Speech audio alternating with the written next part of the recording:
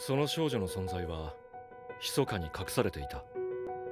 だがその少女を知る者は彼女を武器だと言った。心を持たないただの道具だと。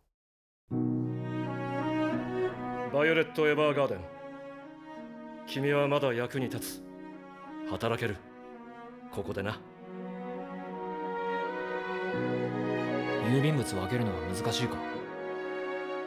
自動式人形サービスのご利用誠にありがとうございました。バイオレットちゃん、もう戦争は終わったんだ。私は少佐の道具です。ですが不要になったのなら処分されるべきです。捨ててください。バ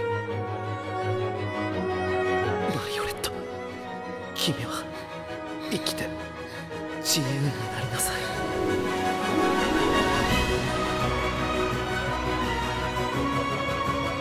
ギルベルト少佐は生きていらっしゃるのですか？こ